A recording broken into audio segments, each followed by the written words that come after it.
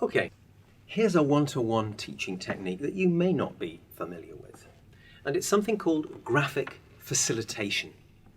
What is graphic facilitation?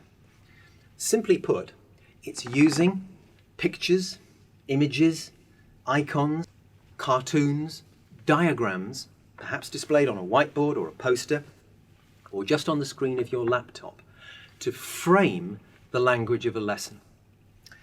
Christina Merkley, who runs some wonderful online courses to help teachers learn graphic facilitation, says this: when you want to talk about yourself, about your job, about your prospects, about your aims, ambitions, and interests, then don't just think it, ink it. Somehow record it in pictures and diagrams, and this makes the whole thing much more effective, much more personalized. One-to-one is not so much about putting the language into the student as drawing the language out of them and letting them determine the agenda for the lesson. So let's take a look at some simple graphic facilitation frameworks. Here's a graphic facilitation framework I call Track Record, and you can use it with elementary or low intermediate learners right up to advanced. More or less anything that works at low levels will also work with high levels, but of course the output should be more sophisticated. As you can see, what we have in this visual is a kind of a track which shows the different stages of your learner's career. And the little flags, you can write in those certain dates in their career which are important. Perhaps, for example, when they graduated from college or started their first job. Perhaps when they were promoted to a new job or moved to a different company. Maybe they were relocated. They can also talk about achievements during their career. The point is that the learner puts in information which is relevant to them. So this framework is only a space of opportunity. It's not forcing them to write anything in particular. Now you'll notice in this box here on the left, I've got some potentially useful language to talk about your career. And if you come down to the bottom of the diagram, you'll see that now we're talking about what your job currently involves. Already you'll see there's a transition from past simple into present continuous, and you might want to focus on the grammar there. And over on the right, we've got some useful language perhaps for talking about things that they do now, their responsibilities in the job that they currently have. These useful language boxes, by the way, are optional. For some learners, they're not useful. They simply distract them, and you may find it's actually easier to take those away.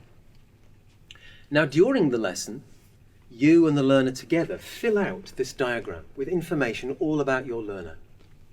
You could perhaps have it displayed on a wall poster. And then when you've finished discussing it and correcting their English a little bit as they go, you might say, okay, now present to me your career track record, just for a minute, using the diagram to help you. So now the learner gives a presentation and recycles all that language that we have been focusing on in the lesson. Okay, let's look briefly at a higher level framework. Now this one I call Industry Snapshot. And basically, this space here has been organized in such a way that the learner will be able to talk about the industry that they're in. First of all, in the center of the diagram, they fill in what their industry is: pharmaceuticals, electronic, automotive, whatever it may be. And then, as you can see, around that, they complete other information.